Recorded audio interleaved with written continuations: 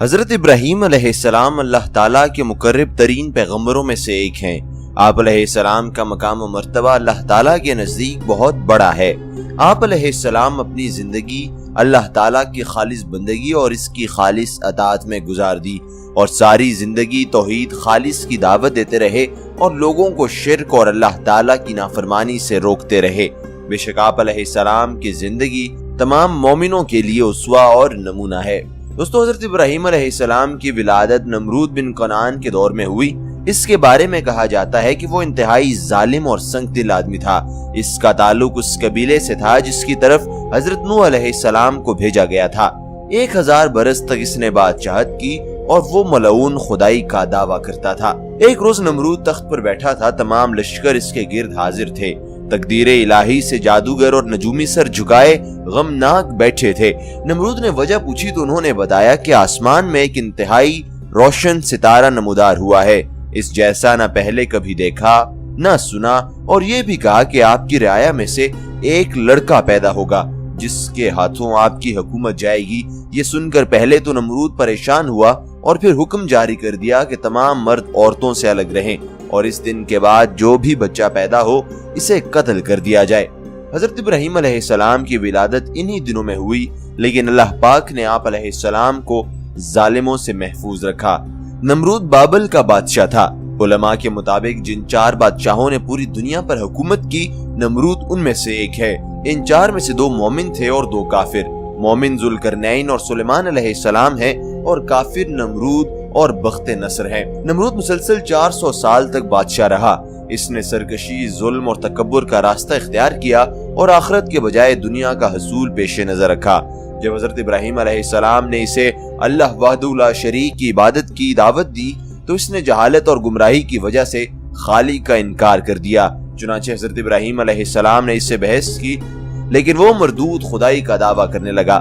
دوستو، آج کی اس ویڈیو میں آپ کو حضرت ابراہیم علیہ السلام کی آگ میں ڈالے جانے اور اس کے بعد کے حالات و واقعات کے بارے میں بتاؤں گا، لیکن آپ دوستوں سے گزارش ہے کہ اگر آپ ہمارے چینل پر نئے آئے ہیں یا آپ نے ہمارے چینل کو ابھی تک سبسکرائب نہیں کیا تو ہمارے چینل کو ابھی سبسکرائب کریں، ساتھ میں دکھنے والے بیل آئیکن کو بھی دبا دیں تاکہ ہم جیسے ہی کوئی نئی ویڈیو اپلوڈ کریں آپ تک اس ویڈیو کا نوٹیفیکیشن پہنچ جائے اور آپ بر وقت ہماری ویڈیو سے مستفید ہو جائیں۔ دوستو، بت شکنی کے بعد جب کفار اور حضرت ابراہیم علیہ السلام کے درمیان مکالمہ ہوا تو ہر دلیل کے سامنے کفار لاجواب ہو گئے، کیونکہ جواب میں ان سے کوئی دلیل نہ بن سکی اور انہوں نے سبق لینے کے بجائے وہی رویہ اپنایا جو ہر سرکش اور متکبر شکست کھانے کے بعد اپناتا ہے۔ انہوں نے سوچا کہ آئے دن کی شرمندگی اور ندامت سے نجات حاصل کرنے کا یہی طریقہ ہے کہ حضرت ابراہیم علیہ السلام کو مار ڈالا جائے۔ قوم کے سرداروں نے اس تجویز پر غور کیا اور یہ طے پایا کہ حضرت ابراہیم علیہ السلام کو عام لوگوں کے سامنے سزا دی جائے تاکہ کوئی دوسرا اس قسم کی حرکت نہ کر سکے۔ اللہ پاک نے ان کی بری چال کا ذکر کرتے ہوئے سورہ الصفات میں فرمایا، وہ کہنے لگے کہ اس کے لیے ایک عمارت بناؤ پھر اس کو آگ کے ڈھیر میں ڈال دو۔ غرض انہوں نے اس کے ساتھ ایک چال چلنی چاہی اور ہم نے انہیں ہی زیر کر دیا۔ پھر یوں ہوا کہ پوری قوم کو کہا گیا کہ سب لکڑیاں اکٹھا کرنا اپنا فرض سمجھیں اور ایک میدان میں جمع کرتے جائیں، اور جب کافی تعداد میں لکڑیاں اکٹھی ہو جائیں تو ان میں آگ لگا کر حضرت ابراہیم علیہ السلام کو منجنیق کے ذریعے کسی اونچی جگہ سے اس میں پھینکا جائے تاکہ وہ نکل نہ سکیں اور لوگ عبرت حاصل کریں۔ اس پر سب متفق ہو گئے اور ہر ممکن جگہ سے ایندھن جمع کرنا شروع کر دیا اور بہت دن کرتے رہے۔ نوبت یہاں تک پہنچ گئی کہ اس زمانے کی جاہل عورتوں میں سے اگر کوئی بیمار ہوتی تو یہی نظر مانتی کہ اگر مجھے شفا مل گئی تو ابراہیم علیہ السلام کو نذر آتش کرنے کے لیے اتنا ایندھن دوں گی۔ پھر انہوں نے ایک وسیع جگہ میں وہ تمام ایندھن رکھ کر اس سے آگ لگا دی۔ آگ روشن ہوئی، بھڑکی اور اس کے شعلے بلند ہو گئے۔ اس سے بڑی چنگاریاں اڑنے لگیں جو اس سے پہلے کبھی کسی نے نہیں دیکھی تھی۔ شعلہ اس قدر اونچا ہوا کہ وہاں سے اگر 3 میل کے فاصلے پر بھی کوئی پرندہ اڑتا تو جل بھن کر خاک ہو جاتا۔ سب کافر سوچنے لگے کہ اب حضرت ابراہیم علیہ السلام کو اس آلاؤ میں کیسے ڈالا جائے۔ تب ہیزن نامی ایک شخص نے ایک آلہ تیار کیا جسے منجنیق کہتے ہیں۔ اس سے پہلے یہ آلہ کسی نے نہ بنایا تھا۔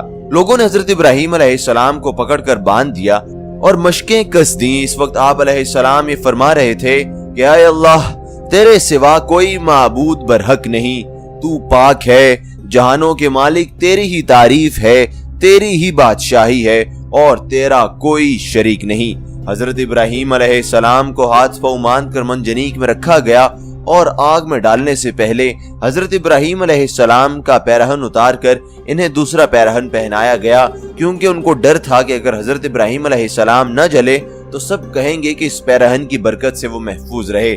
بس بہت سے آدمیوں نے مل کر منجنیق کو کھینچا اور حضرت ابراہیم علیہ السلام کو آگ کے آلاؤں میں ڈال دیا۔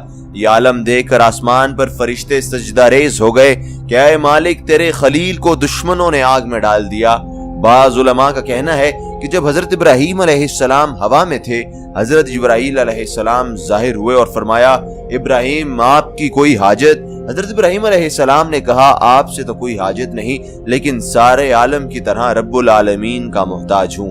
بارش کا فرشتہ بھی کہنے لگا کہ مجھے کب حکم دیا جائے گا کہ میں بارش برسا دوں، لیکن اللہ پاک کا حکم اس سے بھی پہلے پورا ہو گیا اور ارشاد باری تعالیٰ ہے، ہم نے حکم دیا کہ اے آگ سرد ہو جا اور ابراہیم پر موجب سلامتی بن جا۔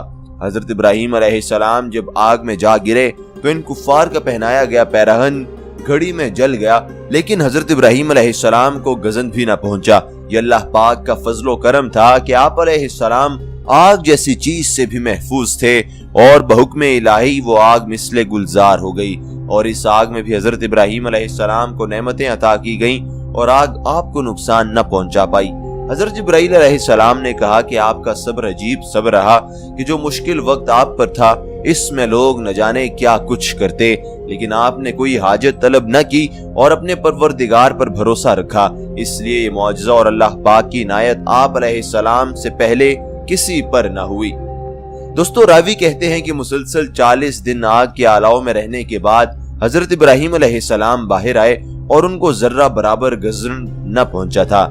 حضرت ابراہیم علیہ السلام نے فرمایا کہ میری زندگی میں کوئی دن اور رات وہاں گزارے ہوئے ایام سے زیادہ خوشگوار نہیں گزری۔